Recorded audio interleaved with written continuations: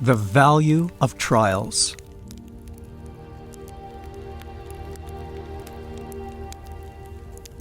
The furnace fires are not to destroy, but to refine, ennoble, and sanctify.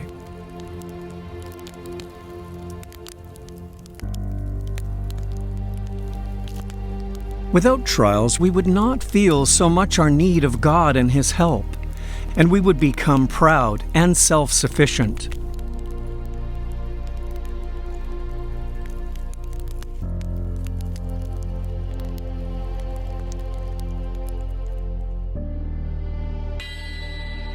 In the trials that come to us, we should see the evidences that the Lord's eye is upon us, and that He means to draw us to Himself.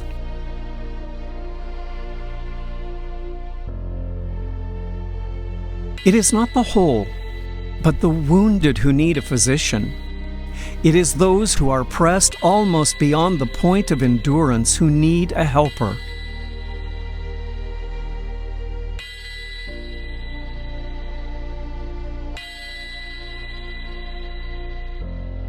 The fact that we are called upon to endure trial proves that the Lord sees something in us very precious, which He desires to develop.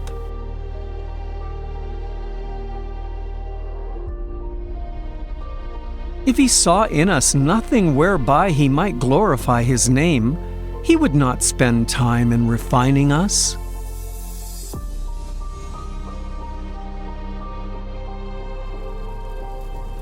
We do not take special pains in pruning brambles. Christ does not cast worthless stones into His furnace. It is valuable ore that He tests. The blacksmith puts the iron and steel into the fire that he may know what manner of metal they are.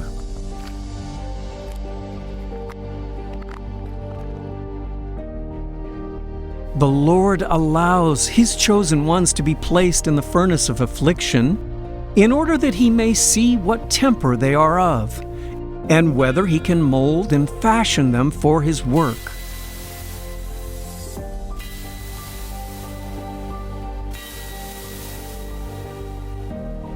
It may be that much work needs to be done in your character building, that you are a rough stone which must be squared and polished before it can fill a place in God's temple.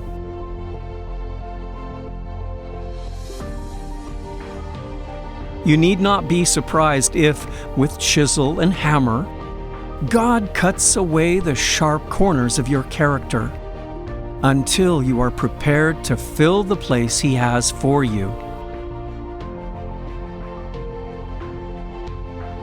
And be assured that He will not strike one useless blow. His every blow is struck in love for your eternal happiness. He knows your infirmities and works to restore, not to destroy.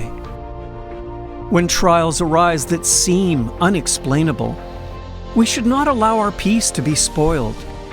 However unjustly we may be treated, let not passion arise. By indulging a spirit of retaliation, we injure ourselves.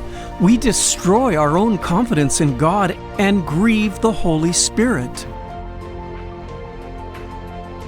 There is by our side a witness, a heavenly messenger, who will lift up for us a standard against the enemy. He will shut us in with the bright beams of the Sun of Righteousness. Beyond this, Satan cannot penetrate. Through conflict, the spiritual life is strengthened. The perfect fruit of faith, meekness, and love often matures best amid storm clouds and darkness. We must have a vision of the future and of the blessedness of heaven.